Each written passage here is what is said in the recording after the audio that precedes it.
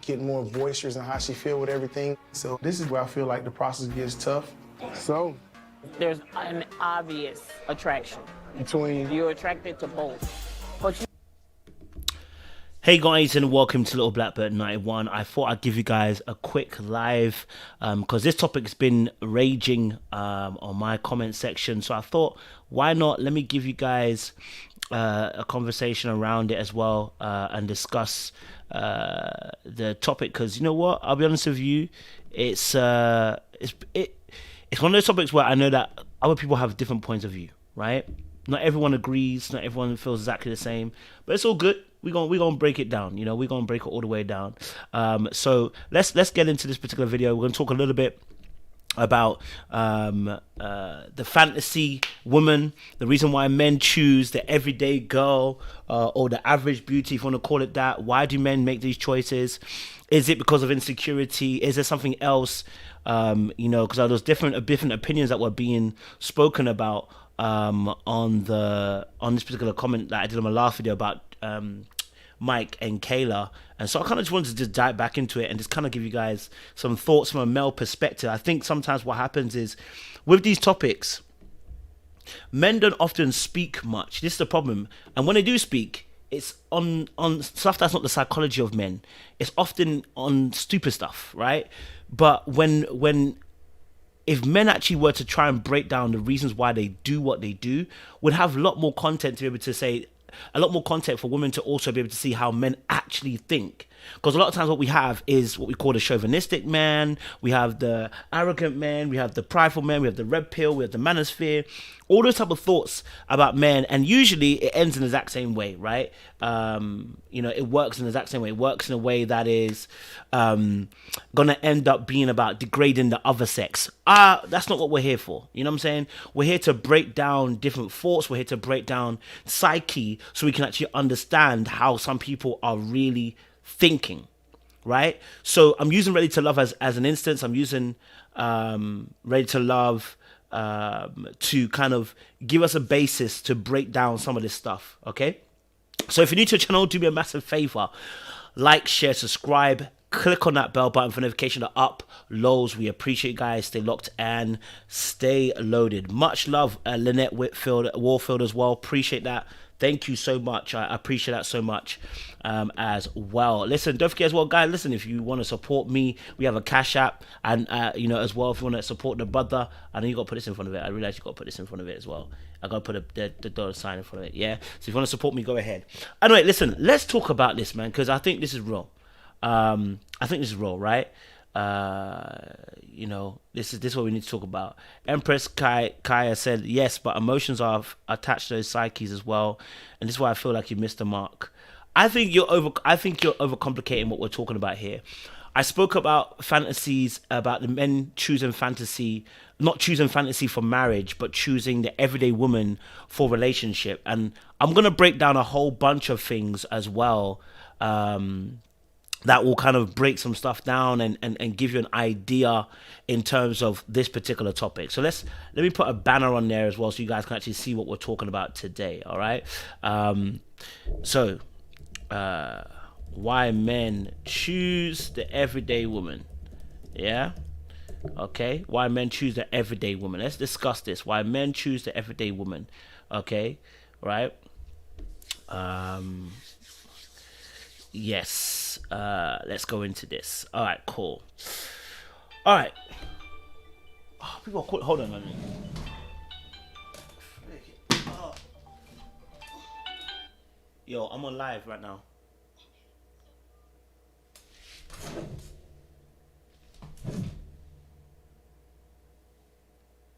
Oh, I don't know what that is.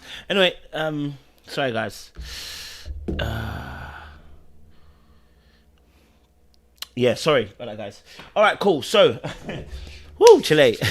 You know, it gets like that. All right, let's get into this topic, right? Talk about why men choose the everyday woman, right? And again, when I say this is contextual to each individual man. So there's a general principle, but there's context to every individual man, meaning that something, the principle is general, but to a man, what is a fantasy and what is the normal average woman, whatever, it's different to every man. Okay, different. Okay, so let's have a look at this. Okay, for first thing, I was looking at an article.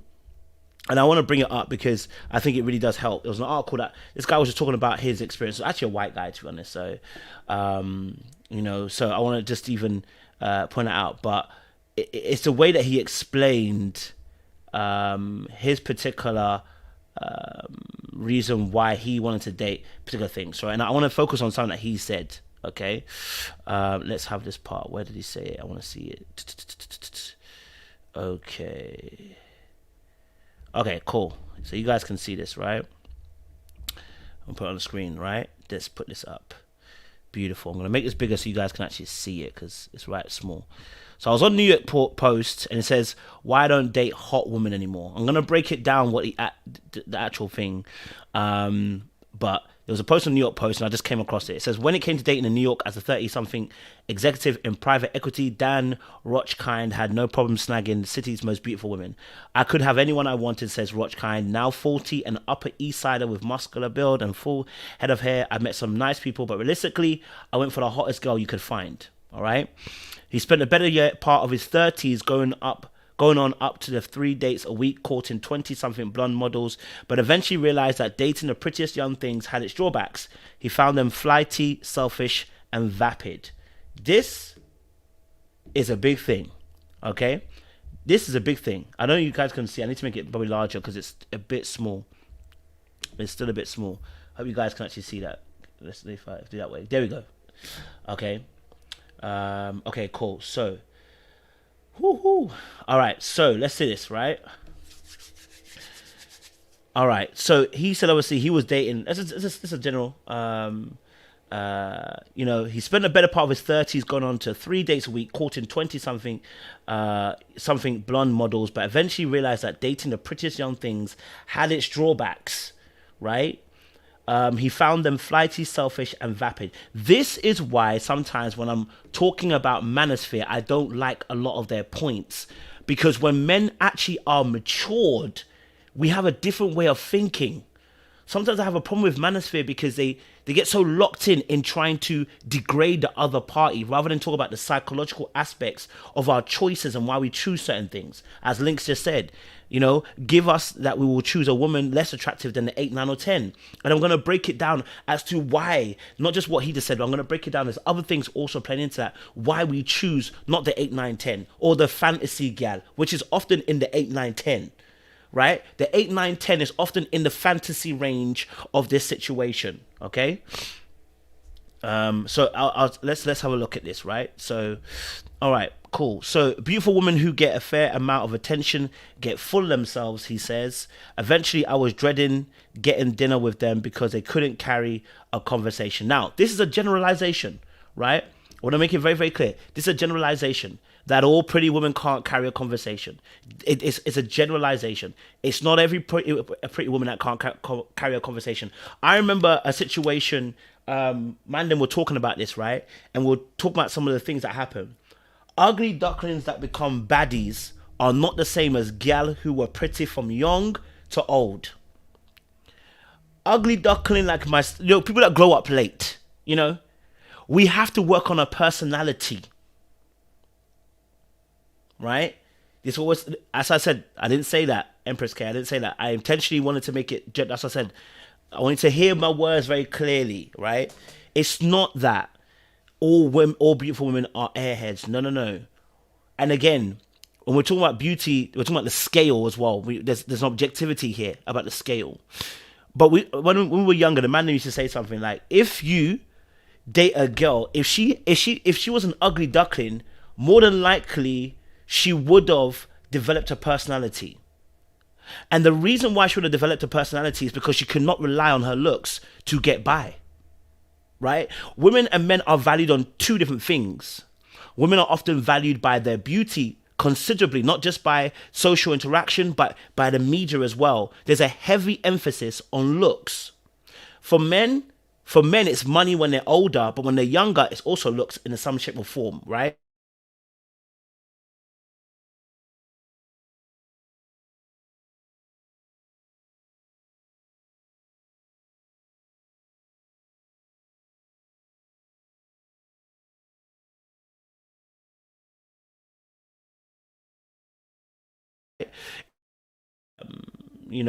charm women, that kind of thing when you're younger, right? But when you get to being a man and you're dealing with women, then it becomes about your financials and security and the job status and all that kind of stuff, right?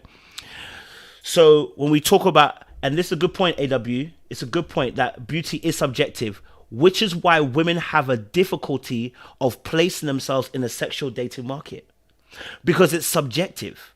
You can quantify a man easily, because what we give value to in our society for men and women is two different things. For men, we value them based on what they can produce, which is quantifiable. It's not subjective, which is why I think sometimes women have a difficulty being able to place themselves in a sexual dating market, right? So it's very difficult for women sometimes to be like objective. So sometimes you tell your friends some lies. Girl, you're the most beautiful girl in the world. No, she ain't. You know that she ain't. But it's subjective, right? Because it's a subjective topic. So in some sense, you ain't wrong. But women will say that to each other. But man, them, listen, we would tell the man that, bro, listen, I'm gonna keep it real with you, brother. Your thing, yeah, family, it's not it, cuz, yeah. But if that man decides to be a mad one and goes for girls that are out of his range, we've already told him he's out of his league. But he's doing what he wants to do, because once man will tell you once and we'll leave you alone. We don't force it, Okay. Okay, so so women will tell each other, like, you're the most amazing, most beautiful girl. Like, you can get any man you want. No, you can't. And I can't get any girl I want either. That's not the truth. But because beauty is subjective, which is what AW said, which is beautiful, it is. Money, wealth, status, power can be literally quantified. You understand? Partly power and status can be subjective. But your wealth ain't. Your bank account ain't. Your bank account is not subjective. It is quotable by digits. You know what I mean? And I'm not saying women are gold diggers, by the way. Listen to me very carefully. I'm not saying women are gold diggers. We're saying, how do we quantify value for men? And men are quantified through financials oftentimes, because it relates to not just money, but the ability to provide freedom and security.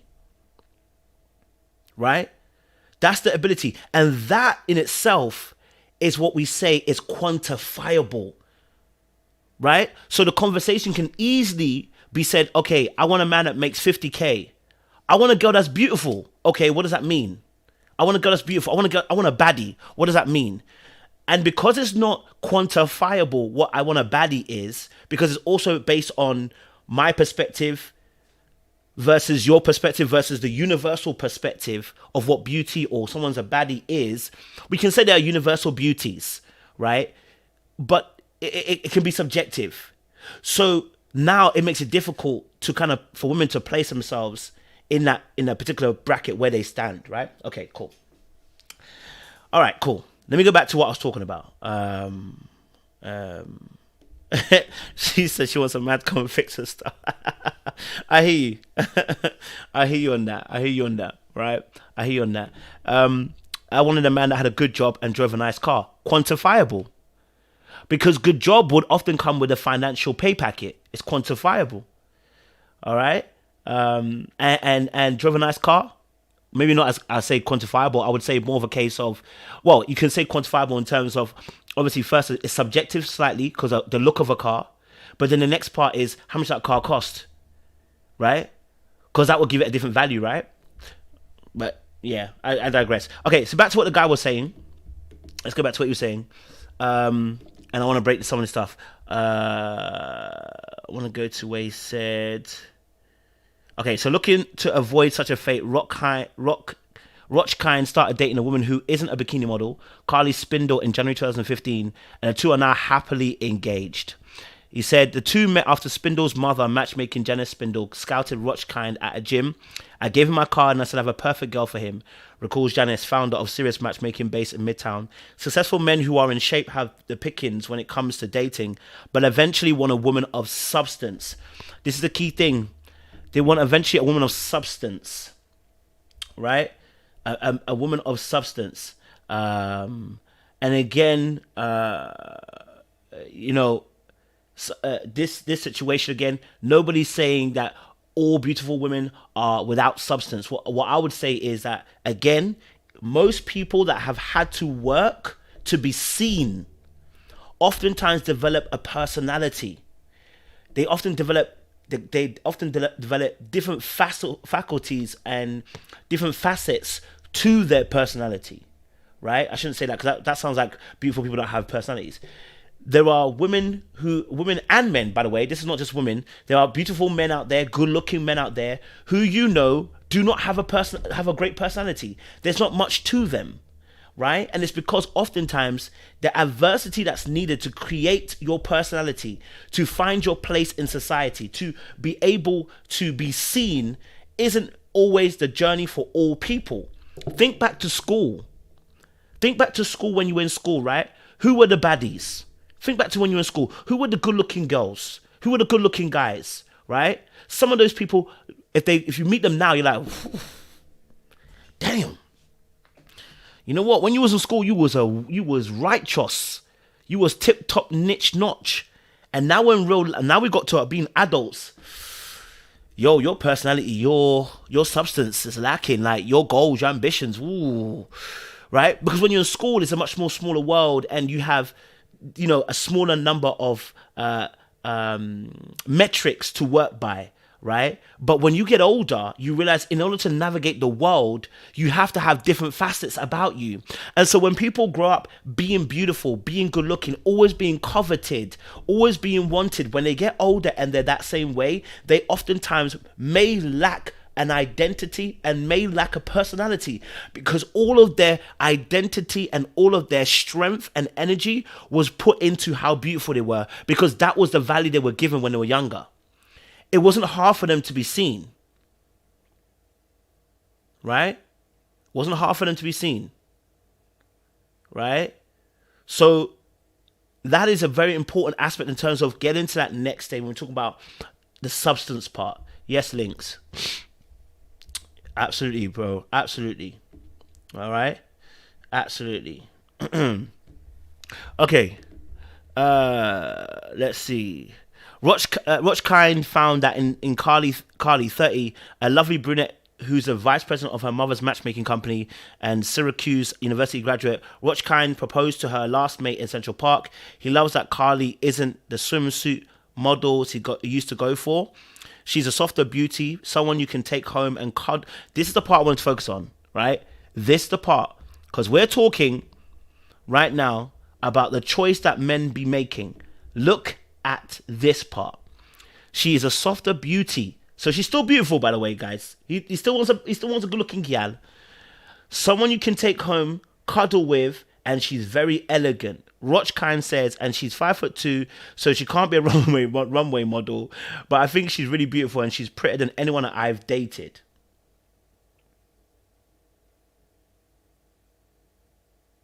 Right?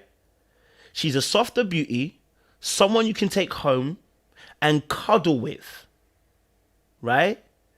Because at the core essence, most men, not all, most men, when they want to marry, not even date.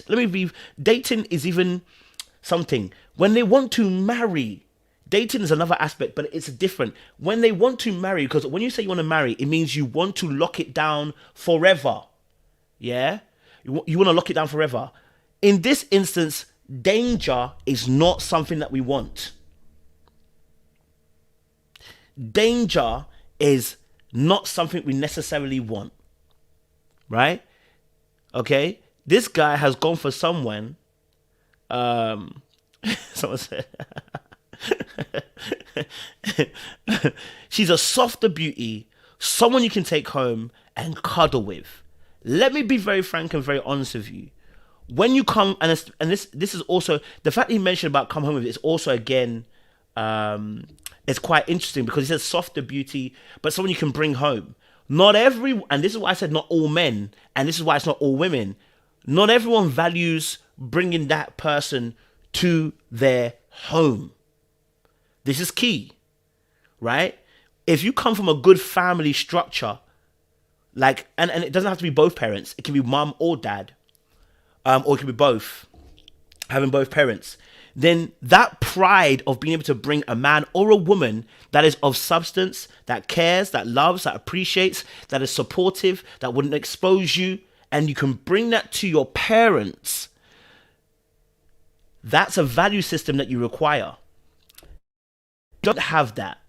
If you have a dysfunctional home, if you have dysfunctional parents, you have dysfunctional environment in terms of your upbringing, then it may not be your ultimate, it may not be one of your high values to have somebody who you can impress to bring to your parents. It's different. You have a different value system. I'm not even going to say it's wrong. I'm going to say you have a different potential value system, because that's not important, because you never had that. Do you see? Now, of course, that opens you up to other things, but you won't have that necessarily as your value system, someone I can bring home to, because the honest truth is that's not what you had.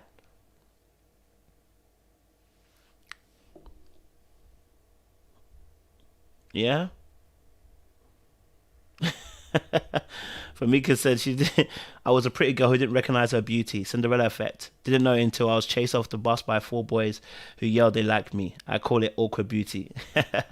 I love that. Okay. Ken, unbelievable. It says softer beauty equals don't induce lust, but more so affection. Yes. Yes.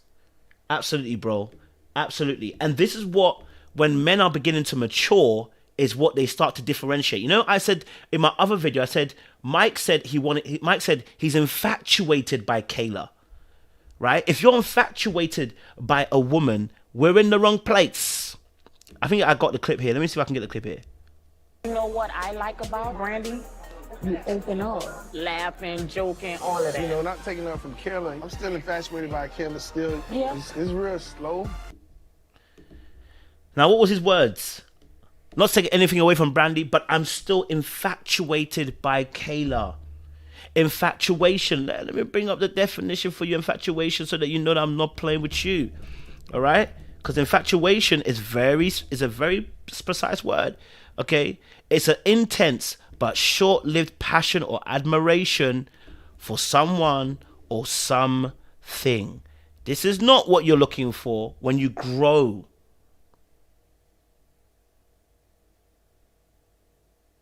Right? When you grow, when men begin to mature and they're looking for long-term relationships, infatuation is not what I'm looking for. I'm not looking for infatuation.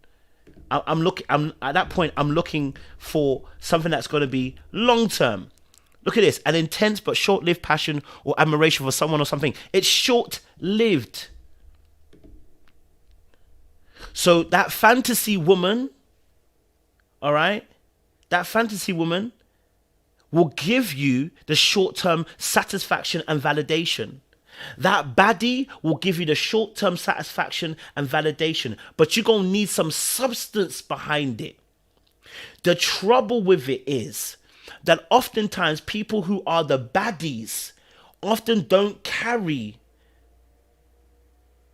the substance with it. It is the same thing for the men who complain about always dating gold diggers. It's because even though they say, I'm not leading with my money, they lead with their money. Their value system of what they lead with is their finances. So you make 200, 300K. All right, beautiful. Your first thing that you lead with is your money. You pull up with the banging whip. You're all dressed to the nines. You know what I'm saying? You're mad uber confident because you have substance in finances and material wealth. But your actual substance is not into your intellect or, you know, your heart, your mind. Therefore, when you have conversations, what happens is you are advertising the fact that you can provide, but you don't advertise the emotional provision and the mental provision that you actually have as well. You don't show the intellect. So as a man, you can't complain when you say, I'm only dating gold diggers. The reason why you keep dating gold diggers is because you yourself, what you're advertising, you're not realizing that you don't have the content either. You lack substance.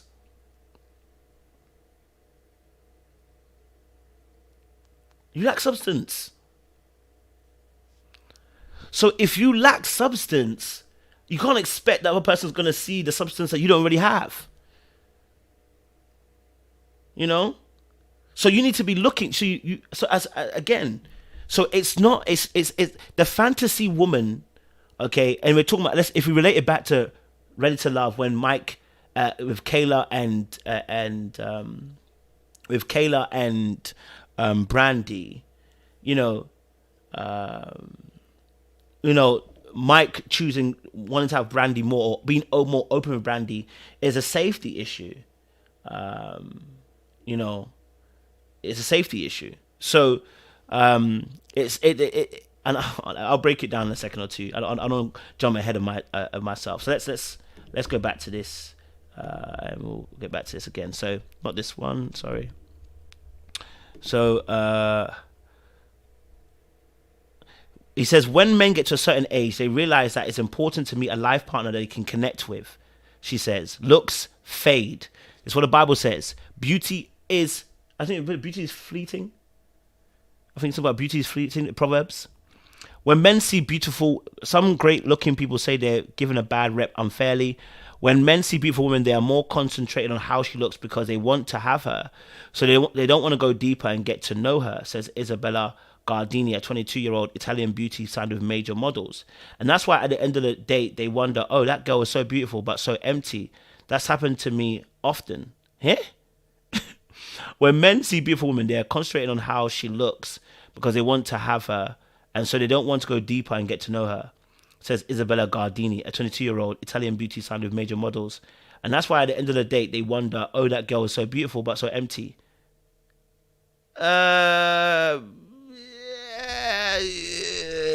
Sis, you go after. No. Sis, no, I think you might be empty. You might just be empty. Because if you've got substance and beauty, we're gonna say, well, this girl's got beauty and substance. What, you know what I mean? Like, we're gonna say both. I'm confused as to yeah, sis. I hear you. It sounds like you're trying to compensate for the fact that they keep saying that you ain't got no substance, sis. If they keep accusing you that you're beautiful but no substance, it's not because they didn't search. You may not have no substance.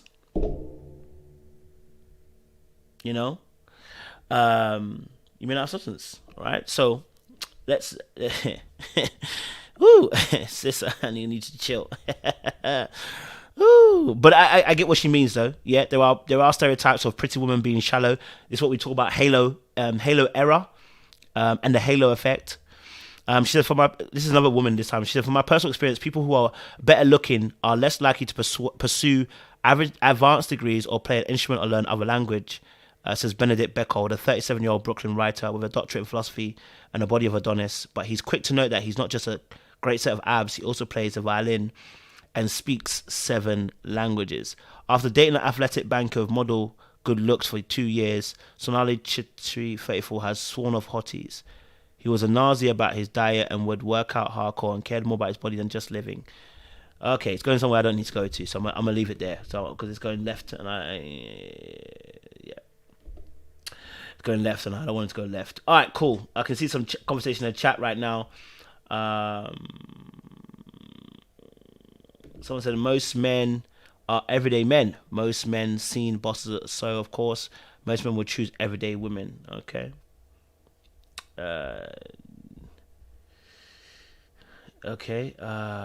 Let's have a look. Someone said, when did Brandy become regular chick compared to Kayla? I'm confused. She's just more ready to be a wife compared to Kayla's. We're just using that as a basis, not necessarily that. I don't think Brandy is beautiful, and very attractive. Curvaceous, got good energy. But her and Kayla come off in 2 different ways, right? Her and Kayla come off in 2 different ways. And if you were to ask the men how each individual comes off, they would give a description of what they come off as. Right? And again, I'm not even saying Kayla hasn't got substance, by the way. I've never said Kayla doesn't have any substance. I'm more giving the psychology of what's happening behind the scenes. Never said that Kayla don't have no substance. So I just want to let everyone know I'm not saying Kayla don't have substance. Merely just kind of give the psychology of what's happening, okay? So, yes, if we were to talk about this, Brandy would be the softer beauty in this case.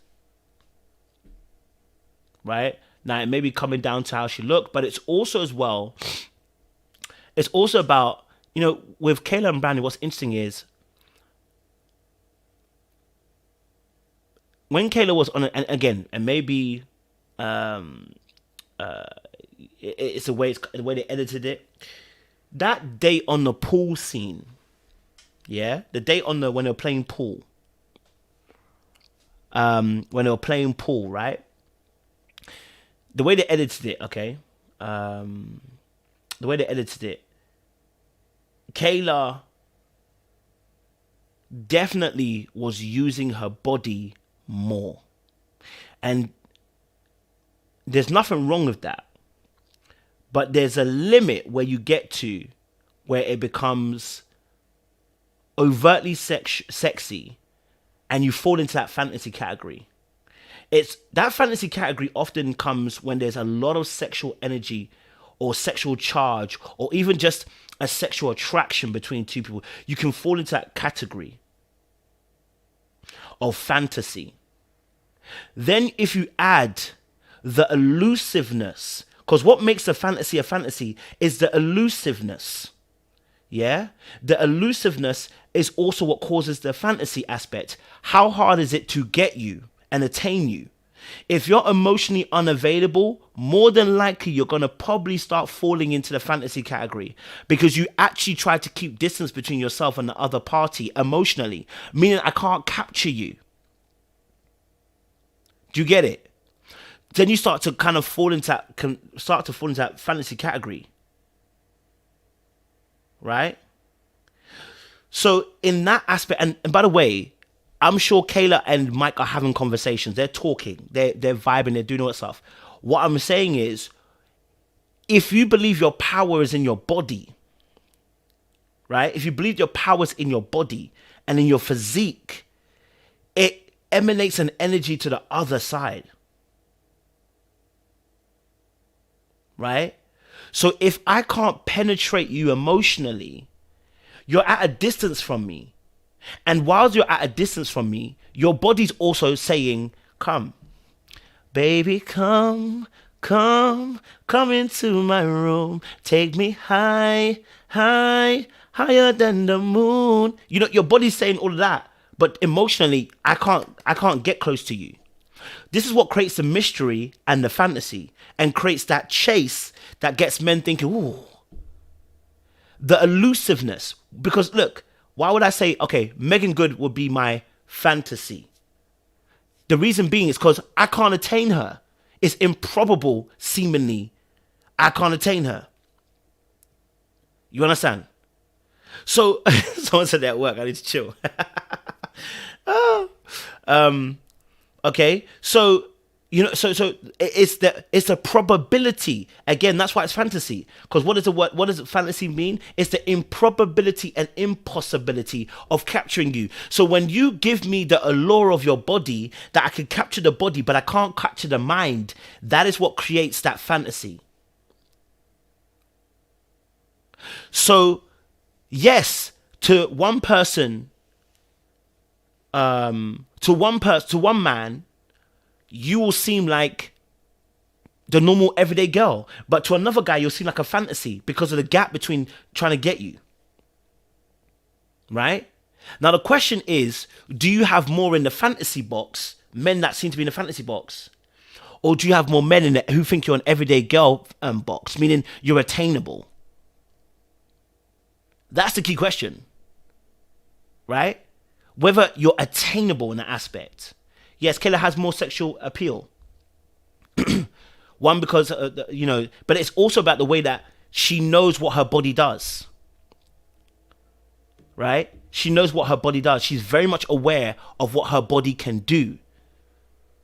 That is where also the danger lies, because she has confidence in knowing what her body can influence a man to do. This is how you become a fantasy. Absolutely, Nas. That's true as well. A fantasy is destroyed once attained and sat next to you every day, if that is the basis of the relationship. I agree. Agree. So that lack of ability to be able to attain you is what creates that as well. Okay.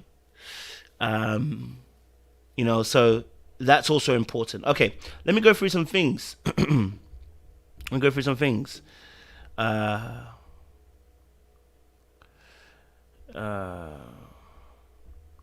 Okay, let's put some things. Men, let me say some things about some men, what we want. Okay,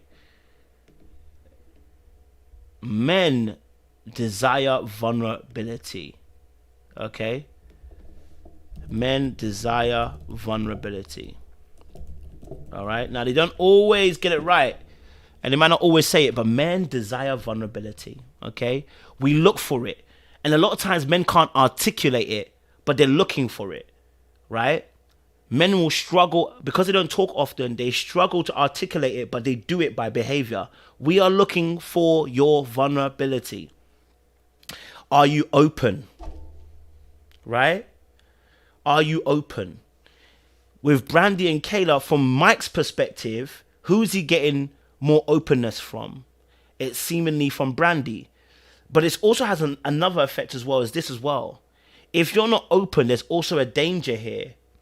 If you're not open, there's also a danger here, because what you're saying and if you're not open, then I also too have to be very cautious about being open. By you not being open, you're telling me also I should be cautious about being open with you. Right? So if you're not vulnerable, then what you're telling me is you shouldn't be vulnerable. So as men, when we see that the woman is not very vulnerable, and when I say vulnerable, we're not talking about being vulnerable physically like that. We're talking about how open you are and how transparent you can be with your emotions, how transparent you can be with your thoughts. You know, that's what we're asking for.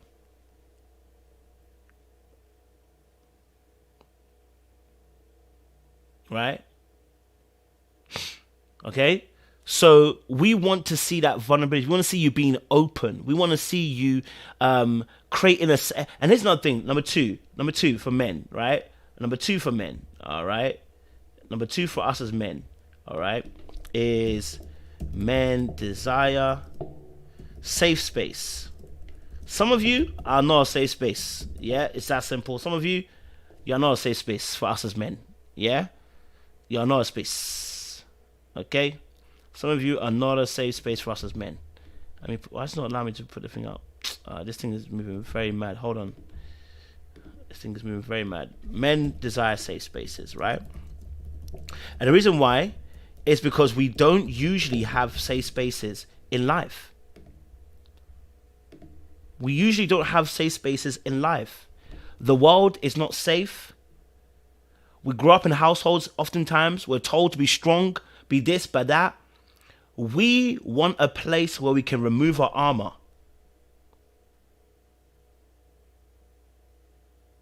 Right?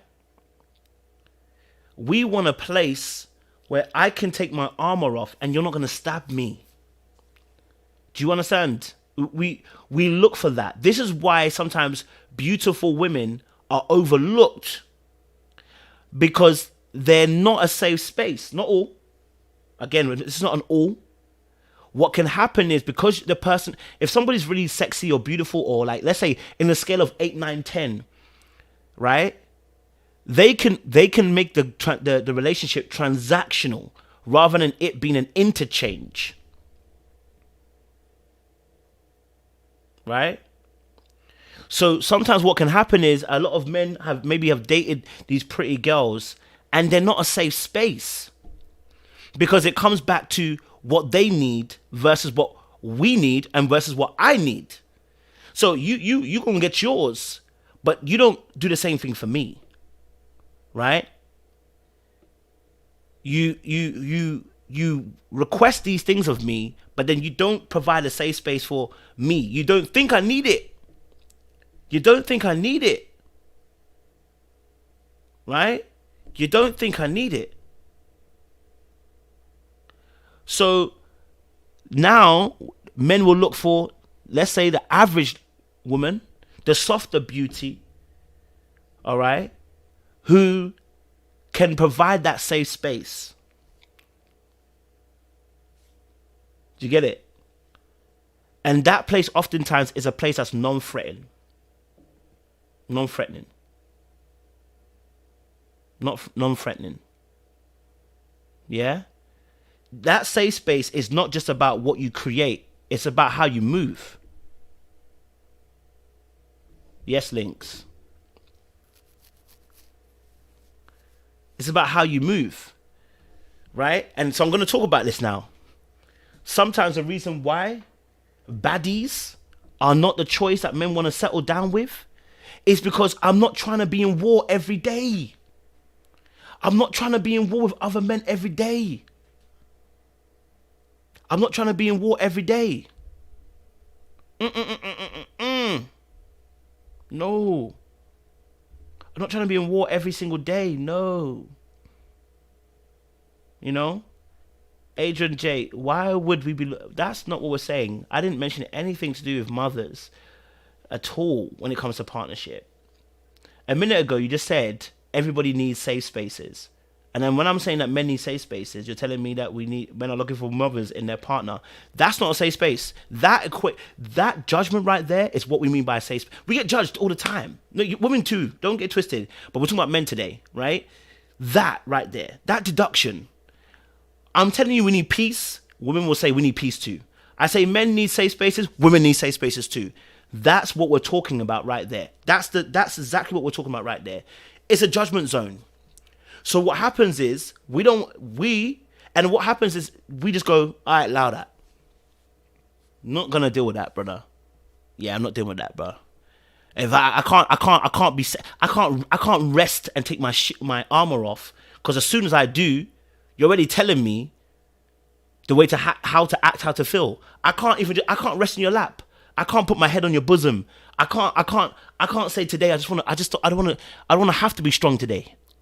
I can't do that because some of you are not safe. You've made judgments. You've got images, ideas of what you think I should be.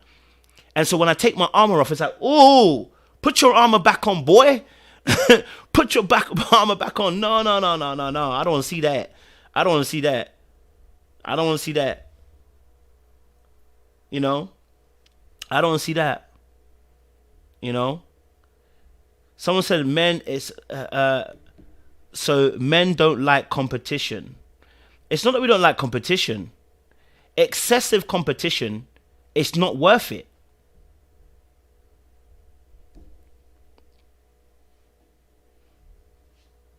You know? It's excessive competition. It's not worth the energy. Because we know what happens. Right? It's the same. It's the same with what we see with celebrity men. Having excessive competition is tiring. It's very tiring. And because also men, and I'll be honest with you, men also know how other men are. We're bloody snakes. So to be fending off snakes every single day, it's tiring.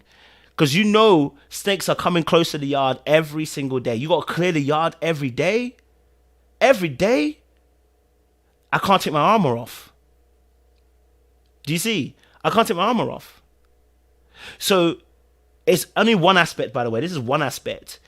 This is one aspect of the psyche of what happens and why these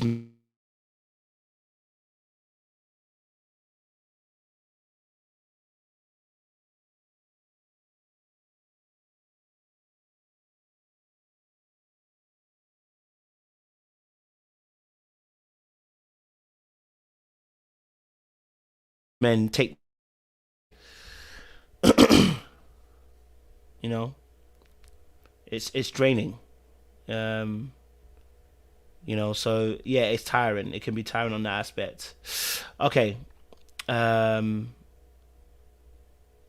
hard to advance the conversation when there's what about this group takes you off topic. Yeah, this also and do you know what? But Nas, do you know what is beautiful about it? It's because whilst it's done on a group level, it's done on a solo level too. Men have experienced this. We sometimes want to be vulnerable, but it gets derailed. And it's not just internet conversations, it's one-to-one conversations too sometimes. As men, sometimes we it takes us a little while to get to that place where we're going to be vulnerable. And then when you get there, if the conversation shifts, and I've spoken about this before, and it's for both parties anyway, but I've spoken about this before, that sometimes it takes people a longer while to kind of get to a place where they're going to be vulnerable. And the moment they're vulnerable, you give them 2 minutes, and then it's like back to business. And it's like, oh, okay, so you really don't care about my vulnerability, really. You know, it'd be like that. You know,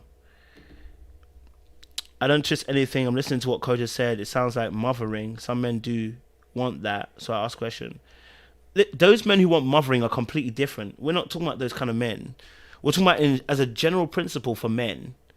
You know, for a general principle for a man, it's not about mothering. We want a safe place to rest our heads. Like, imagine you just said, and I'm picking up on this point because I want you to understand that this is a conversation now we're doing online, but you might carry this energy into an actual relationship with a man. Imagine all I said was, we want a safe place to rest our head. We want somewhere where we can also take our armor off. Now imagine you said the same thing. You want somewhere to come to where you can rest yourself, take your armor off, be in the presence of a man and be able to say, I just want to rest in my femininity and be chill. And I said to you, you're looking for your father. You've immediately derailed the conversation. Immediately. So I'm not cussing you, by the way. I'm just kind of I wanted to point it out because this happens to us as men when we're dealing with women. They think they're communicating with us. I'm like, we're not communicating. We're not communicating in a way that makes us understand.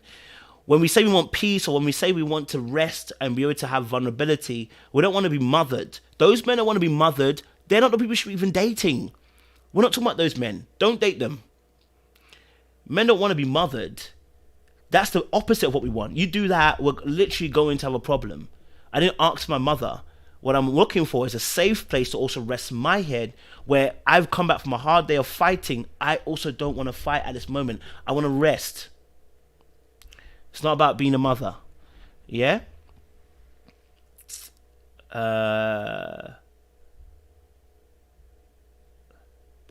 Okay, so someone asked, are women generally not safe space? Just curious how men perceive women in general. I think I wouldn't say as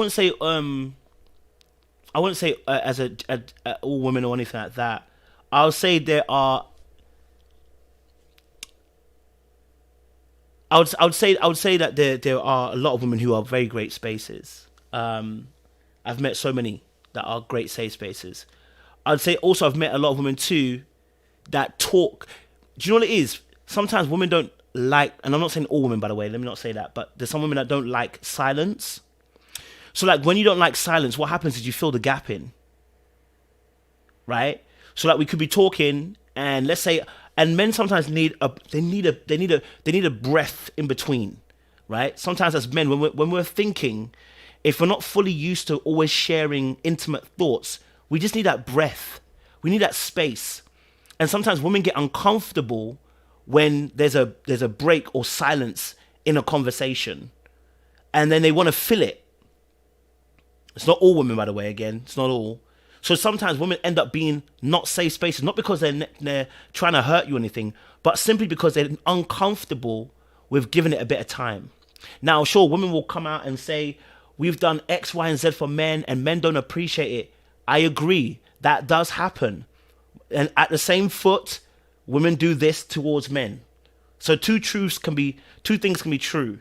There are, you know what I'm saying, on that aspect. But sometimes what happens is women try to fill in the gap or fill in the narrative by filling it up with words or saying something in that moment, you know, to try and identify with what's happening in that moment. And it's like, we don't need that, right? We don't need you to fill it in. Let the space breathe. Sometimes let it breathe. It's okay.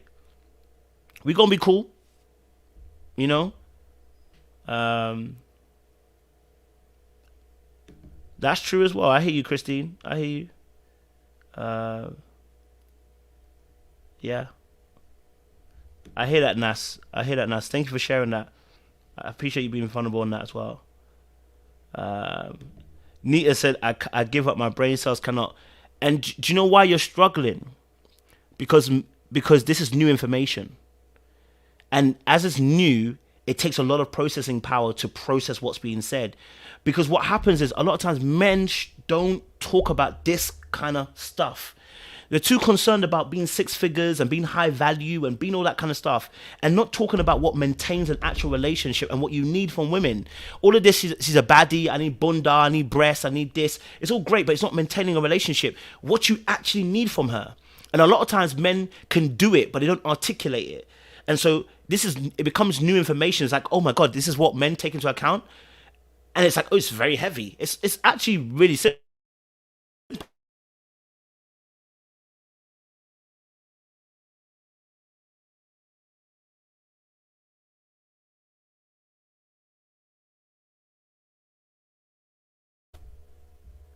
It's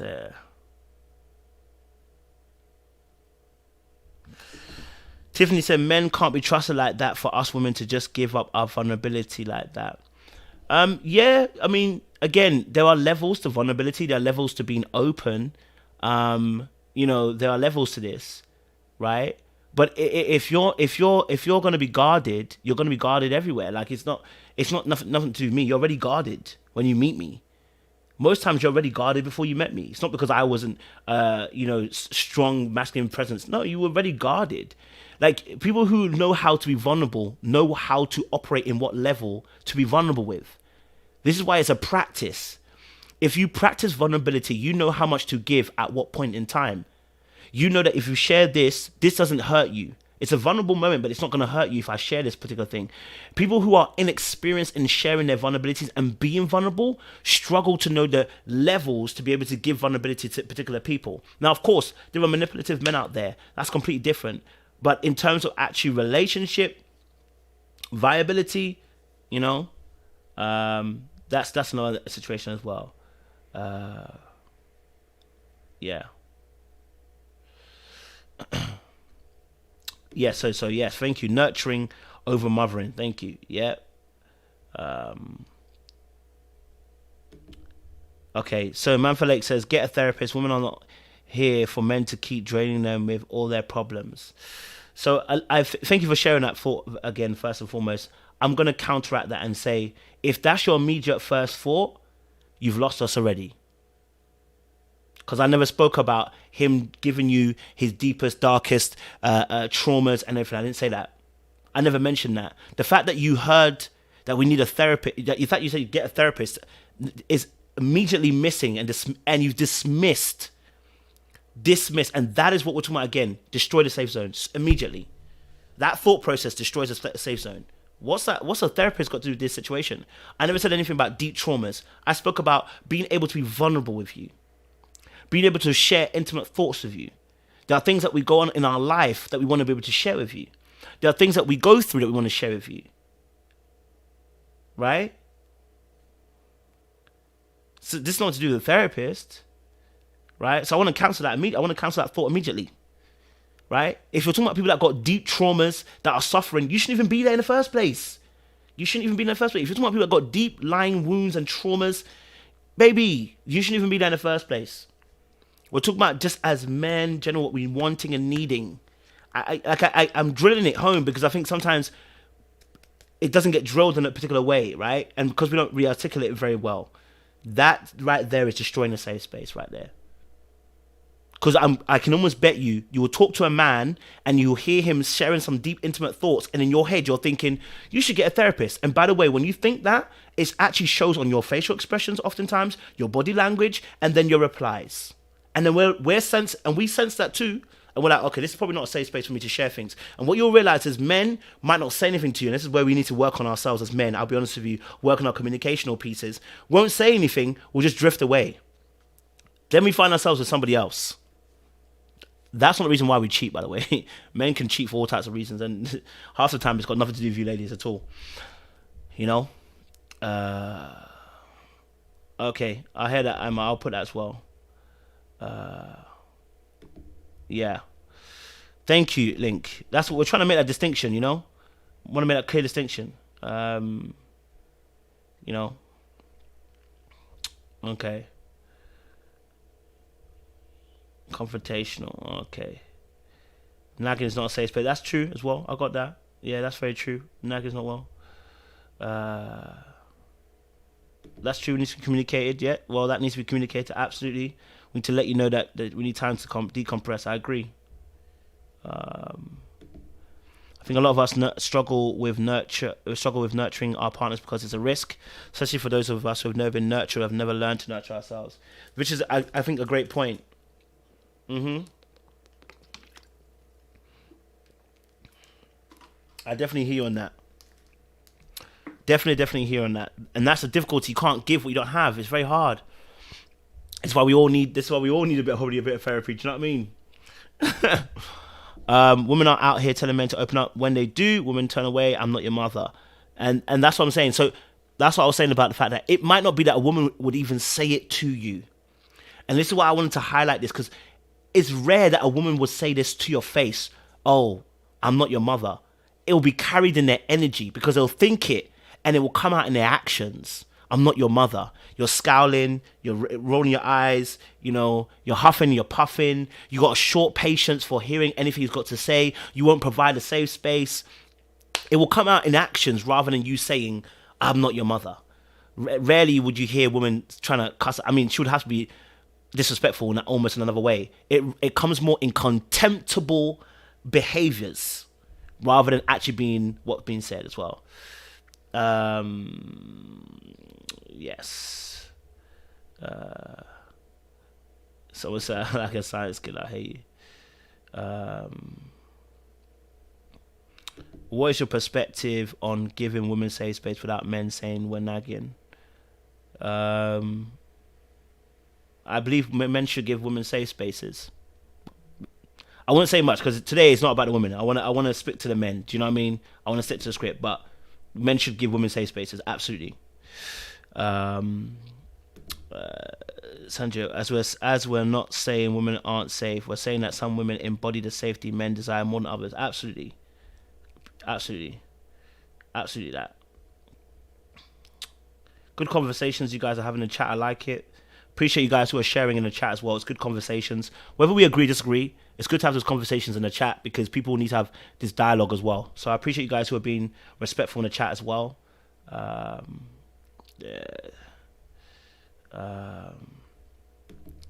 Trey Max said, it's very simple for me and most regular men. If my level of provision and protection doesn't meet a woman's needs, or if said woman doesn't provide peace or emotional stability, then we can't rock. I hear you on that.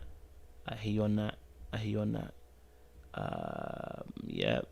Okay, let's let me get back. Thank you, Caribbean girl. Appreciate this.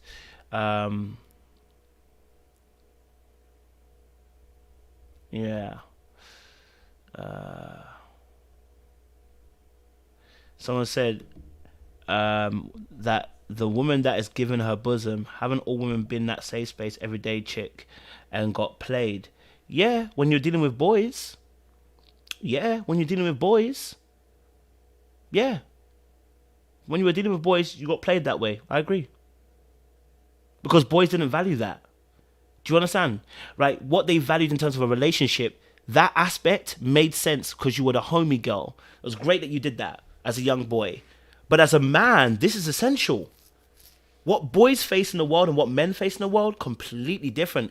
Women often get played because they deal with boys. And I'm talking about not just in terms of even boys in terms of mentality. Even at your young age, when you were younger, you might have been a safe space. You wanted to provide all the love and appreciation for a young boy. The young boy can't appreciate that because he's a boy.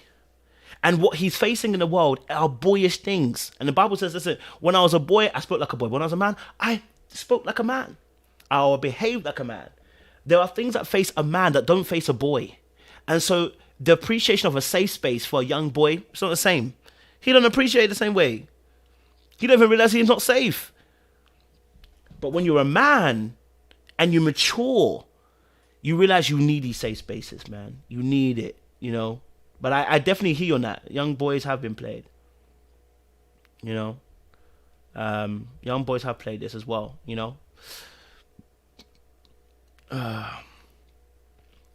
So I definitely hear that as well. How many males? Let me ask a question.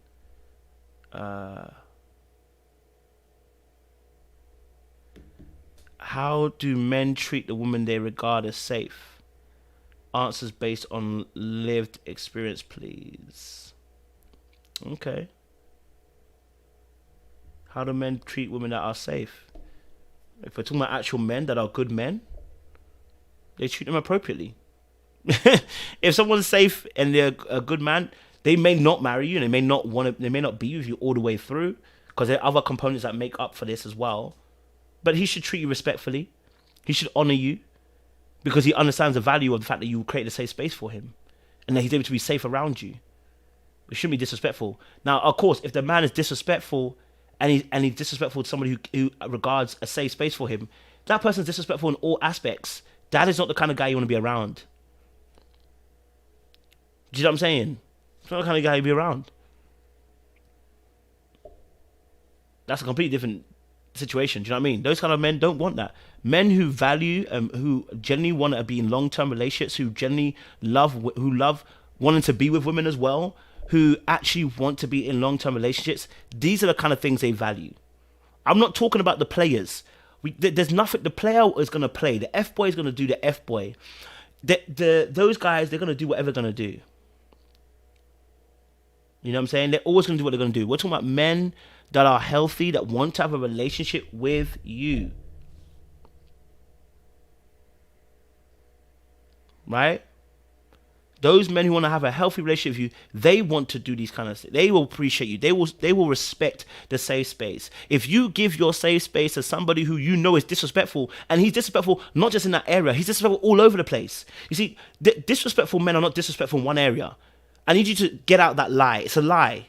It's absolutely a lie. If the man is disrespectful in that safe area, more than likely he's disrespectful in other areas too. And I'm talking about disrespectful now. I'm not talking about they made a mistake and they hurt you in that moment. No. I'm talking about people that are disrespectful. They're not disrespectful in that one area. They're disrespectful across the board. So you've seen the disrespect around in that relationship, and you're trying to almost win that person's heart by trying to be the good things that don't need to be for that bad boy. Get rid of him. Get rid of him. You're wasting your time and your energy with that kind of guy. Get rid of him. I'll say the same thing about men. You know what I mean? You dealing with a chick who doesn't respect that safe space, but she doesn't respect everything around it. She's disrespectful in other areas too. Get rid of them. You know?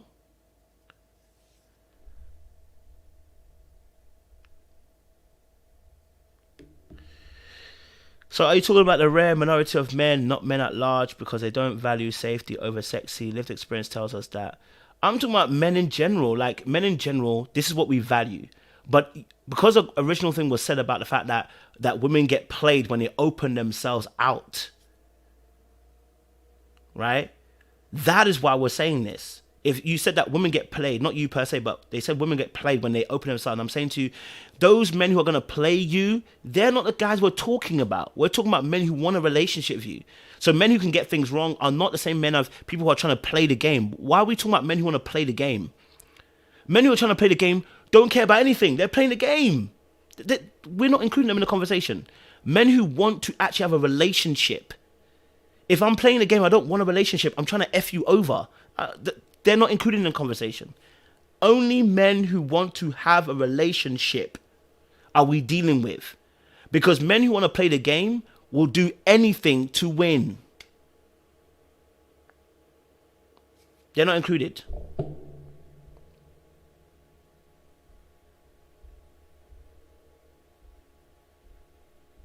All right. So, let's see. Let me see these points I made. Okay, cool. Okay, so let me bring this onto the screen. I'll let you guys see my screen, because I think it'll be easier to kind of get an understanding. I kind of got this stuff from a different few websites, but I really agreed with it as well. I think it was really good. Breakdown. I hope that's the one. Yeah, okay. Let's bring this onto the screen.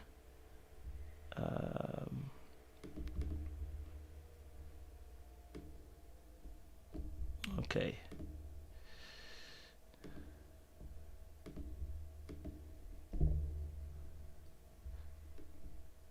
cool. So I did some notes and I got some things from different places and stuff as well. Okay, so things that men are actually looking for. This is what we look for. All right. One of them is trust. Men tend to believe that women that are too good looking won't attract too much unnecessary attention, making them the sole owner of her love, sealing his trust for her. So this is the psyche of men, and I'm sure women can also identify this as well, you know. But I'm just giving it from a male perspective as well. So trust, it can be very difficult to trust, especially when she's really beautiful, when she's really sexy, when she's really attractive, because having that much attention means heads can swivel. It's just a real reality of life. Somebody who has that much options, their head can swivel. And if they consistently have that much level of options, their head can swivel. Which means that you struggle to put trust into that particular person. Which is why men tend to then not go for 8, 9s, and 10s. They might end up with the average, quote unquote, average looking woman, or the softer beauty, as we heard from that gentleman. Okay. Number 2, insecurity, which is a truth. Men do have insecurity here. No couple in an institution called marriage would want to experience insecurity, which would arise from the attention she might get from the opposite sex. So if there's an overwhelming amount of, and I've said this before as well, if you get an overwhelming amount of attraction from the opposite sex and it's not equal, there's sex and insecurity. Or if there's not a similar balance in terms of options that you guys have, or have, people attracted to you, this can cause issues, right? I'll give an example. I did a video and it went viral a few years ago. This is about 4 years ago, about Steph Curry and his wife as well. And what did she say? She said she felt unsexy, not because of him had done anything. She felt unsexy. She felt sometimes it was a situation because all the options that were coming were towards Steph Curry. Steph Curry had all the women coming to him. Women would open the car door when he's in a car. Aisha, thank you very much, Mel. Women would open the car door. People would be waiting in his hotel. Like, this level of attention was too much. And she started feeling insecure. Why? Because what she was receiving was not what he was receiving. It's a completely different ballgame. So that's why when men are dealing with women, when the woman is too attractive in relation to themselves, because a beauty, again, is an immediate thing that draws everybody in. Whether you're male or woman, you're going to see someone, oh, you're good looking, I'll go and talk. Then I'll try and see if you've got substance. It's rare we see substance before we see the beauty. You know what I mean? Unless you're doing dating in the dark or Love is Blind, you ain't going to see the substance first. Yeah? There are some men like that as well. There are some men who like women who get a lot of attention at first, but then can't handle it. It's very true. There are some men like that. Yeah. I think it's finance, and did I put it spelled out? Yeah, finance. I was thinking to myself, did I spell that out correctly? Okay, finance. So on a finance, men go after average looking ladies as the beautiful ones always look in a manner of becoming a financial asset. And an economist will tell you that the beautiful ones are exponentially depreciating assets in a relationship marriage. I don't agree with that last part anyway. But men will go after average-looking ladies as beautiful ones, always look in the manner of becoming financial assets. What I would say in this particular aspect is, it's usually the illusion. I want to say this. It's usually the illusion or a perspective or perception that someone who's very beautiful will require higher maintenance. I wish my notes were a bit ugly there, so I want to put it more clearly. Somebody who is more beautiful may require higher maintenance. Let me show you something that was happening today. I want to show you a video based on this as well. And I just did a review on it not long ago. Let me just bring this to the foreground if I can bring it. Let's see if I can bring it up to you guys. Damn.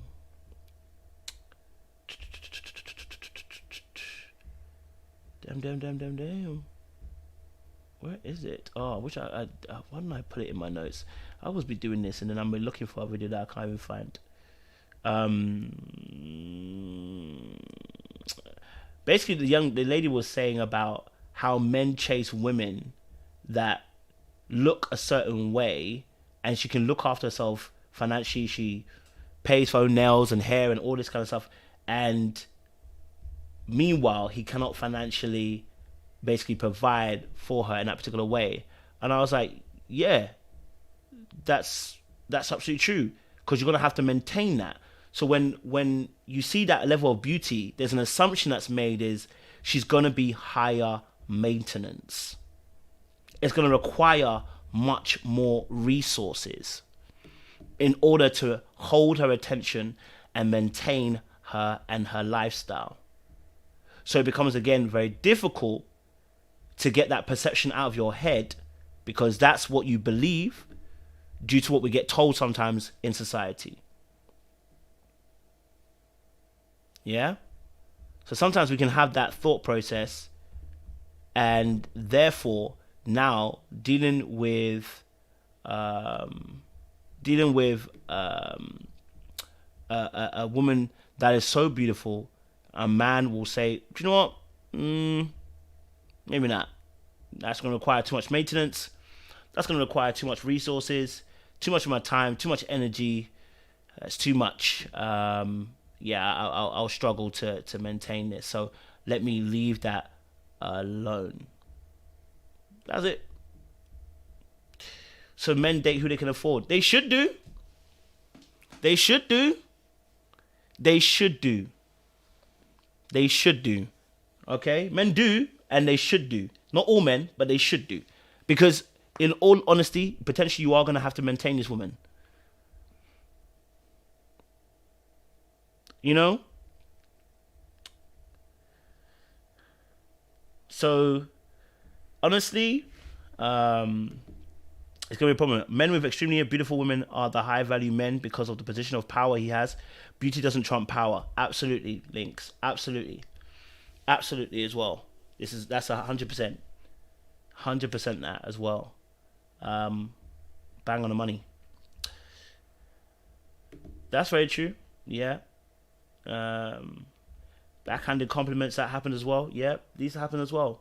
Okay, and so you're dealing with men. You're dealing with men who are unable to be able to hold that woman able to hold a woman to that particular aspect. They're like, nah, can't do it. You know, what about women that maintain their own lifestyle? But that's I wish I could find that video, because it was literally that was literally what they were talking about, which was that in that aspect, that's where it is, the shade room. I was wondering where it was. I need to find it. Okay, because so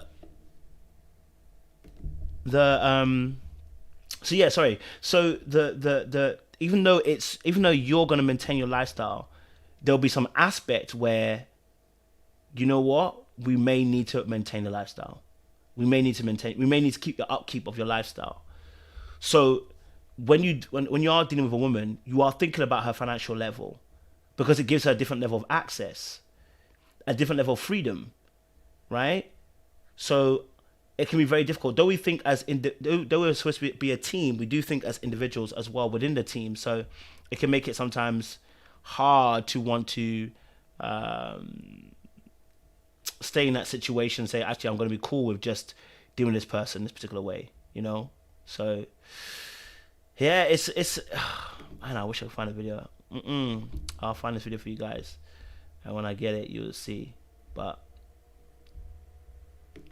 yeah, so yes, men do think about financials as well when they're dating. They do think about that. They think about all these things when they are choosing a partner as well. Financial levels are important. Agent J say, what happened to the vulnerability? Happened to the safe space and vulnerability? There's still vulnerability in safe space. We still want that, but that's also another aspect. Financial is also a part of that as well. Nobody talking about love no more. It's hard to, man. Part of love also is that aspect, isn't it? Part of love is also aspect. Okay. All right, cool. The next thing on that list, let me go back. 'Cause I couldn't find the video. I thought I could. Share screen. Let me go back to my notes so I can bring that to you guys. So there we go. So after the finances,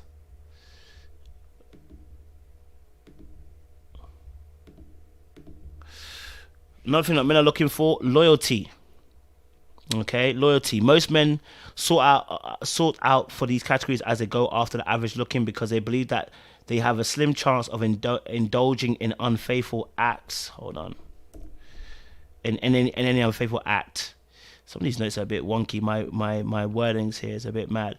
Okay, so I think also with loyalty is I think it goes two ways, but one of the ways is that obviously dating someone who's not as obviously good looking means there's a lesser chance, quote unquote, not saying that, I mean air marks, not necessarily listening that's actually true, but the illusion and the perception is someone being that beautiful, having that much competition means they will probably be less likely to be loyal to you. Do you get it? So when there's a difference between, when there's a large difference between looks wise, there's a perception that her being that much more beautiful means she also has bigger players who are also coming up that way. Right? She will also have bigger boys in the yard trying to capture her. And how men are, like I said, competition is good until you're competing with somebody out your league. Do you see it? Imagine you're dating Megan Good. Your level is this, but you're competing against men who are in the limelight. It's a big gap. I'm not saying that's actually anyone's lifestyle, but I'm just kind of giving an example to make it a bit more easier, right? So it makes you question the loyalty, which makes you then feel insecure, which goes back to number 3 point as well. All right. So that's why the perception is that loyalty seems to be more when, and this is halo error. All right.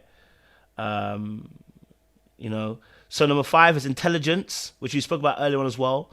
It's poised that the average looking ladies are more intelligent than the beautiful ladies, oftentimes. Number 6 is make him feel like a man. So when you date somebody who's super beautiful, right, you get the validation and trophy aspect from other men. Like, oh, bro, you got this one. That's wavy. Right? You got that validation. But the validation you really require is, does she make you feel like the man? And this is where somebody who is not as beautiful or not as not as sexy as the tip top gal will be more appreciative of you and probably be more more appreciative of you, right? This is the perception again, because a lot of this stuff comes down to perception as well, right? That the more beautiful woman, right, will be less concerned about appreciating you and more about wanting to be appreciated. That's the difference. That's the biggest difference. That the beautiful, the more prettier gal or sexier gal will be more concerned about being appreciated than actually trying to also appreciate you. That's what the person might be thinking. That's what perception wise could be thinking. Number 7, influence, willing to listen. They say fit, feminine, and whatever they call it as. Will she, the likelihood to be able to, and this again, you can put this word control, you can put this word, you can put it as submissiveness and likeliness, but the likelihood to influence, right? With somebody who's considerably beautiful, she'll hold a lot more power in the relationship due to her beauty and her ability to replace you at any given moment. This is a reality, okay? It's reality of it. She'll be able to replace you at any given moment. Therefore, the perception again, and I use the word perception, is that she'll be less likely to listen or take your leadership because she will have her own form of power in such a sense that she will not submit to your particular leadership. So with somebody who's less beautiful, not as hype beautiful, okay, all right, what will happen is that the person will be more appreciative, but also they'll be more willing to listen, perception-wise.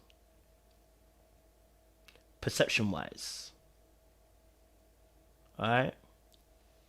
perception-wise. All right? So it's about perceptions here. In this aspect, perceptions. Yeah.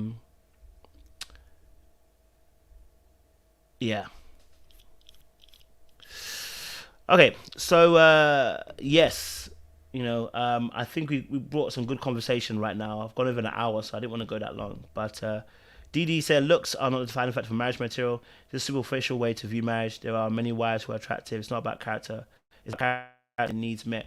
Absolutely. We're not saying that men are going and just to add as well to you, DD. We're not saying that men want to go after girls they're not finding attractive. They're saying there's a level to it.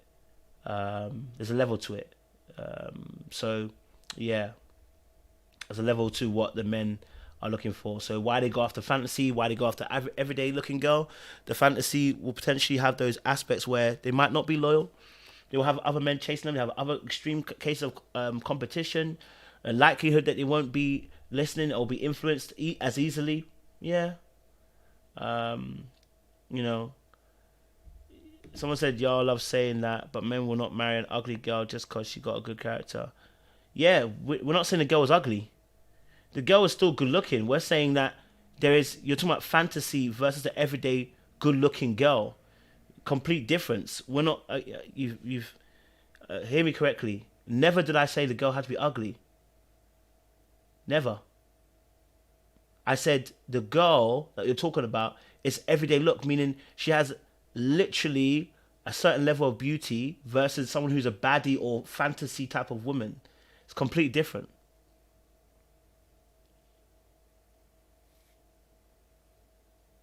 So we're not saying that the men are dating an ugly gal. No man's trying to date an ugly girl. You know what I mean? No man's trying to date an ugly girl. What we're saying is there's levels to the beauty that he's looking for. There's levels. That's what he's looking for. We're not saying he's going to date an ugly girl. Levels. Okay? Do you think some men have children with women to degrade their market level? If they do, these are not men that you should be anywhere near. It shouldn't be anywhere near that.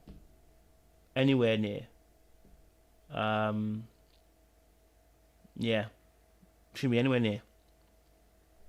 You shouldn't be anywhere near that person. If they're willing to have children with you just to degrade your market level, yeah, don't ever be around the kind of men that do that, man. That's crazy, But they do that. They do that. Some men do that. They're evil like that.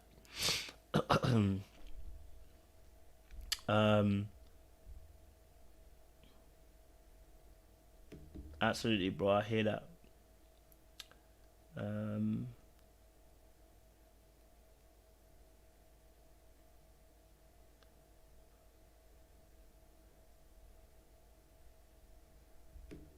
I agree with this point to a degree, yeah. Men can't afford the fantasy. Men can't afford the fantasy long term. There's a difference. Because the fantasy comes with a particular mindset that may not be in alignment with my long-term goals. That's the difference. So we could do the fantasy, we just don't do it long term. Because can I maintain that? And I'm not just talking about financially. I'm talking about mindset. Can your mindset hold mine? Can I hold yours? You know what I mean? That's the difference. Most men are regular and want someone they can keep and always be above. In some degrees, yeah, there's some truth to that actually. That men want to be above, because it helps because women are, remember, hypergamous. Or hypergamy. Women are so of course, men understanding that women are hypergamous. Why would you want to put yourself in a position where you're below the woman? That would then go against the nature, quote unquote, the nature, general nature, and I say general because it doesn't always is a thing, of women wanting to actually date upwards. So you'd put yourself in a position where you don't. Do you know what I mean? Like it would go against the nature. So yeah. So if we put ourselves in a position where if women want to date up and they date up financially, they want to make sure the person's of power status. If we date down, if we put ourselves where we're below, if we're quote unquote say in terms of status, power, wealth, whatever, then that would then go against the system of women being hypergamous. It wouldn't be a very smart thing to do. Yeah. Someone said most men can't even do the fantasy temporarily. They can't even get fantasy to look their way. Stop the cat. What kind of fantasy are you thinking of? What kind of fantasy are you thinking of? And by the way, I'm not talking about dating, and I'm not talking about sex either. I'm talking about actual marriage. Because the way that men think about marriage, they know it's long term. So,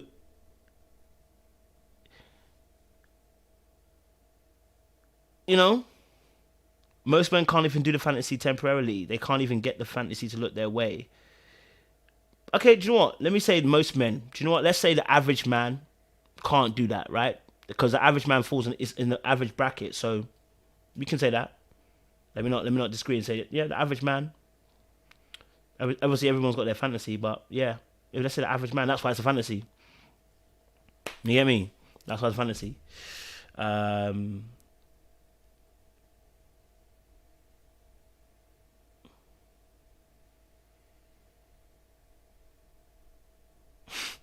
Okay. Someone asked me, Sasha asked me, may I ask if you have a safe place? Safe place. Yeah, I mean, yeah. I mean, I create. If you're with me, I create I create a safe space. I take leadership in creating a safe space because that's what I desire. You know what I mean? So if I'm in a relationship with you, I'm going to lead in the aspect of creating a safe space. So you know, I'm going to make sure there is a safe space in the relationship because that's what I desire. They throw away long term for short. So how does this tally with real life? Does it serve women to be perceived by her man as an ordinary girl? It's not necessarily. It's not necessarily like you want to be perceived as an ordinary girl. It's just a reality of life. It's a reality of life that when men categorize women, this is a reality. Men will categorize women as they've always done, and we make our decisions based on those categories. Right? Men categorize women. So we put you in different categories. You know? We put you into different categories. So it's not about necessarily if it serves, because at the end of the day, we work with best with our particular type frame. We don't want the fantasy. The point is this. They don't want to marry the fantasy. This is the whole point. Even if we can get the fantasy, we're not trying to marry the fantasy. We're not trying to marry the fantasy. It's meant to be a fantasy for a reason. We don't want to marry the fantasy. We may date the fantasy, but we don't want to marry the fantasy. Due to obviously what we just explained as well, right? So sometimes men will even and that's where you see where the level of maturity is for us as men in terms of getting to know oneself and the emotional maturity. When you start realizing men start prioritizing different things about women. When we start prioritizing how bad she looks, and that's all you're prioritizing and nothing really else, then you realize then you haven't really matured. You haven't matured in the right way, you know? If their egos can't tolerate women having more power, financial status, it'll be a whole mess. As much as a woman may true to result. Exactly, that's true. And that's the honest truth. Our ego, most of men's egos will struggle with you having completely more. Like if you have a considerable amount more. Not, you know, if you have a little bit more, it's not going to help. If we're on the same level, it's cool. But having too much, yeah, he gonna struggle. Not all, but some men. Most men, I think. That's my point. Men look at long term, so every woman potentially is the fantasy, right? No. Not every woman is the fantasy. Not everyone's a fantasy. Some people are, some people are not. So basically, on Ready to Love, none of these men fit the type mature dating as a man. You are stating, especially if you're referring to marriage. I wouldn't say none of them necessarily fit the... I wouldn't say necessarily none of them fit the role. I always feel like Ready to Love is one of those shows where the difficulty for both men and women, especially on this show, is they're handpicking people to put into a situation. So that choice that you have is removed from you. Do you know what I'm saying? that choice that you have is removed from you. You're working with what has been given to you. But I would say that, if I look at some of the decisions, the way that people communicate and the way that people handle things, it's hard to see how many people have actually matured. You know what I mean? How many people have actually matured in that instance. But, yeah. We'll see. I don't want to say too tough.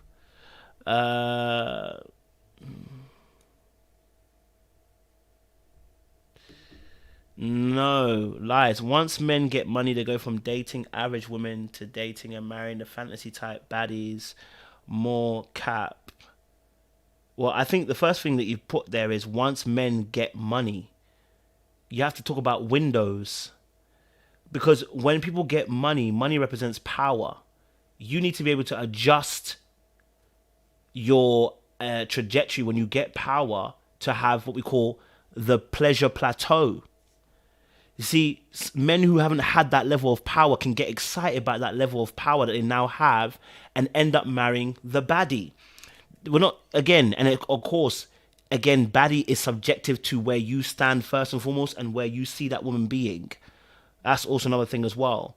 But if that man is coming just into power right now, he can make a mistake of marrying one of those fantasy baddies, absolutely. Because he's still operating by the fact that he's excited. He hasn't matured. This is what I'm saying about matured men. When men are matured in area, when they know how to handle a level of power, when they know how to handle a level of power, this doesn't capture them in the same way. Doesn't capture them in the same way.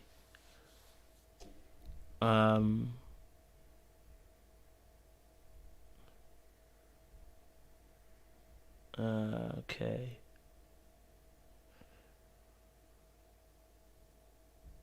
Yeah. Okay. Brilliant. This is also true as well.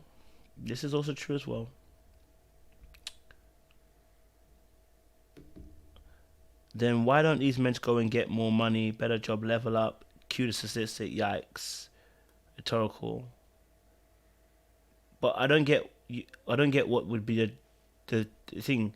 If men are happy in dating these women, unless you're talking about unhappy, if you're talking about unhappy men, that's completely different. There are a lot of marriages that are very happy and are making it through. Of course, we know the stats of how many people divorce, but we never really talk about people that are actually happy. Those people that are happy, who have their marriage and their relationship, intact, why would they need to go and get more money, a better job, and level up? What would be the point? Maybe I missed your point, so you can come back to me. Maybe I missed your point.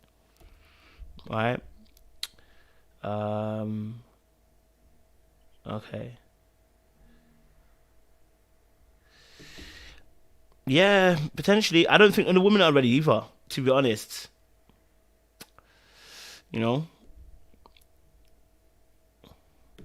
This is true as well. That's very true, Sam B. Very, very true. Very, very true. Yes, JR. Immature have unrealistic expectations of a relationship you can't handle, and more important, unrealistic view of yourself. Yeah.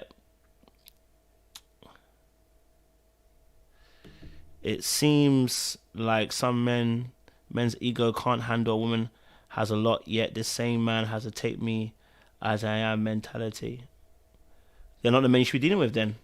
They're not the men we should be dealing with. Bro, listen, trust me, Crystal, you're going to hurt yourself in the end. Trust me. We know. We know already.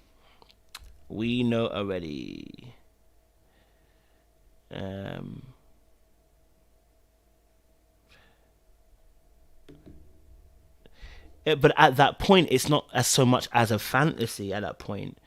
That's what I'm trying to say to you. Like, at a point when those men mature, they'll realize they don't want the fantasy long term. That's what I'm trying to say. Like, when men mature, if you're dealing with a boy can also be somebody who's grown but doesn't know how to handle power. Once he comes into power and he matures as a man, he still won't choose a fantasy. Because he realizes this fantasy is a fantasy. He might have a smaller bracket of women who are fantasy than the average man, because now he's obviously grown levels, but he's still not going to choose a fantasy. Those people who choose the fantasy, oftentimes there's an insecure. I wouldn't even say insecurity there. I would say that they're often people that are trying to validate themselves. So you got people like, for instance, people that who never were liked by women when they were younger, right? Never could get any gal. Were the nerds, the geeks. They get money and they choose the baddest bee. It's like you look at them like, y'all don't even have nothing really in common. You just choose the baddest bee. Like, why? And it's because you're trying to make up for stuff. But when you look at someone like Bill Gates, even though he cheated on his wife, okay, Melinda's not the most succulent looking woman, but she's a smart woman, intelligent. She's beautiful in her own right. That's the kind of woman he went for. Because at the point when Bill Gates did it, he's matured. He had matured when he's made that decision. In his head, he's matured. That's why he can make a sensible decision. He didn't go for the baddie. You know? Yeah.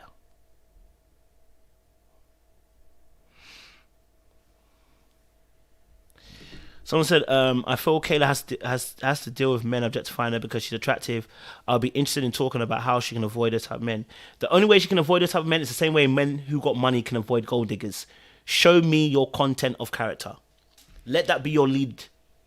Because the men are always going to come. What keeps them away and what stops them from going further is the content that you carry. And you knowing what content you carry means that you're going to excommunicate people who do not carry the same content you require. Same thing as men who keep on having gold diggers. You keep having gold diggers because you've got things in common with gold diggers. You're materialistic, you're shallow, you don't have much depth to you. Those gold diggers are the exact same way. Okay? They're the exact same way. So you're going to sell the product that they want to buy. And Kayla has to also do the same thing. You've got to put your best foot forward. Of course, look beautiful, look stunning. But when people have a conversation with you, they know that there's something deeper to Kayla than just the looks. Sorry. And you know what you're carrying, so they can't get into your space. It's like, no, I'm sorry, but I don't have time for that. You know?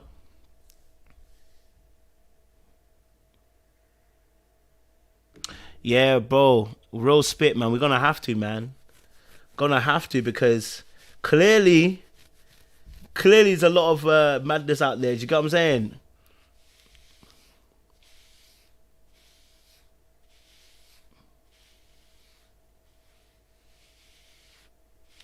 You know what I mean?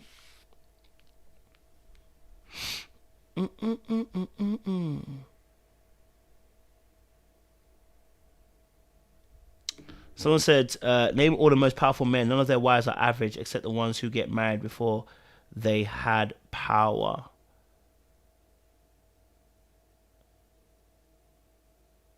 None of their wives are average except the ones who got married before. But I never said they were necessarily average. I didn't say they necessarily were average. I said they don't go for the tip top beauty. We don't go for fantasy. And fantasy is about the fact that what they carry. Do you understand? So, and again, there were going to be exceptions to this rule. And again, also, I'm also saying this as well. Those men oftentimes, and a lot of times we talk about this as well. I was the other day. When you're talking about men who were lacking something in their childhood, who haven't matured very well, they keep going after baddies. They keep going after baddies because they're trying to validate something. That's why those relationships don't often last very long or don't work very well. Would you consider Aisha a baddie? Now, she might have been when she was younger to Steph Curry. We don't know fully, but would you consider Aisha Curry a baddie? LeBron James's girlfriend, would you consider her a wife? Would you consider her a complete baddie? You know?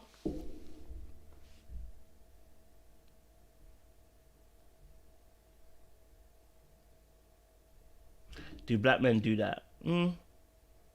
Questionable.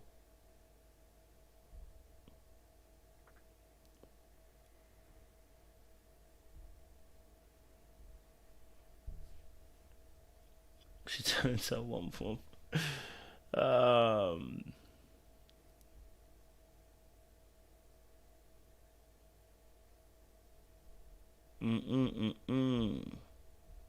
Okay. That's true. I hear that. Someone says Savannah's a baddie. Alright. Fair enough. Fair enough. If she's a baddie, innit? She's a baddie, innit? She looked good though, I ain't gonna lie to you. I wouldn't say necessarily she's a baddie, but I hate what you said now. I hate what you said.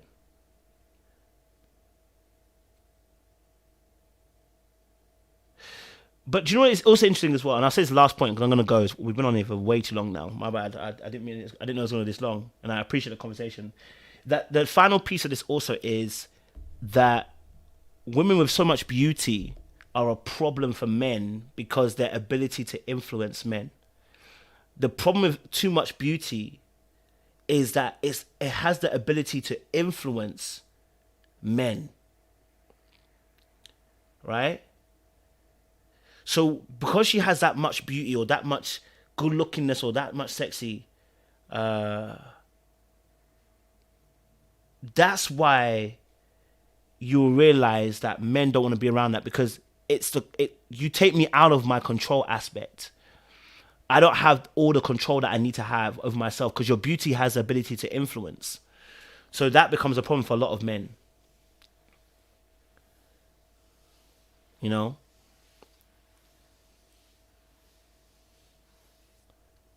There we go, Mel. Thank you. Someone said confident men do not mind. They can handle all of it. I ain't saying nothing, cause I'm not gonna say nothing. I'ma say nothing. I'ma say nothing. You get me? Listen. They always talk about confident men don't mind. They can handle all of it. All right, cool. You're gonna see that the same way. You're gonna see that the same way. You're gonna see that the exact same way. There ain't no difference. I'm telling you. All it is that particular male, there's a different threshold for that confident male, what a baddie is or what a fantasy is. Ain't no difference. They're the same. Men are generally the same. Like, okay. men are generally the same. Men are generally the same, and they have this. Do you know what's so interesting as well? Because I've rolled with a couple goons, and I see it, yeah, and I didn't realize that even because I used to think, no, the guys that are super good looking, they'd have no problems. I'll tell you this now, it just needs the right level of beauty from the woman to unnerve him. Maybe you can't unnerve him, but the other girl that's a bad, she did the same thing. He got the same feeling I got. It just requires a certain level of beauty that will unravel a man. Do you get me? It's just a smaller gap. He just has my gap might be huge because, you know, maybe my level of looks and my money of wealth and power is different. But when it gets to a certain level, yeah, he might have a smaller gap. But there's girls out there that when they walk past him,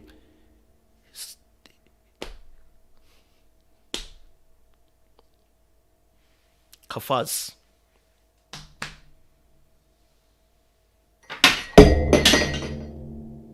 Broke my damn mug out here, blood.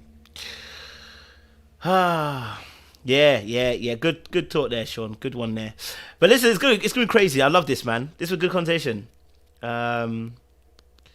You know, it's been a good conversation. Someone said I need to hurt their feelings so they understand. Don't worry, CK, I won't do that, man. We sometimes have to say something. You have to let it settle in a little bit. You have to let it settle in a little bit sometimes. Sometimes you try to say it, but it's not always received at the first time. It's okay. It will settle. It will settle. You will learn through something my dad used to tell me. You learn sometimes through experience. I'm the same way. That's why I know. Sometimes my dad will say something and I'll be like, no. And then I'll find out my own way and I'll be like, no, I learned my own way. I realized that's the truth. You know what I mean? Everyone's got their levels, man.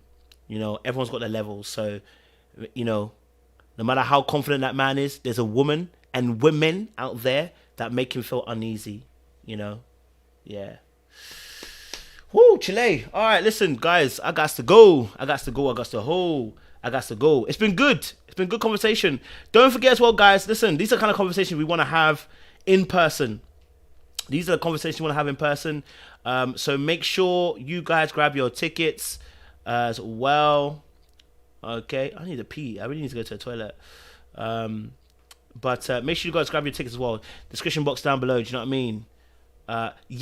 Lady, listen, ladies, you know exactly what I'm talking about. The siren, when you meet that one, you'll realize no matter how confident you are as a man, when the siren gets a hold of you, that one, when you start seeing a siren going past you, you'll be asking questions about who is that, who's that, who's that. Hey, hey, hey, hey, hey, hey.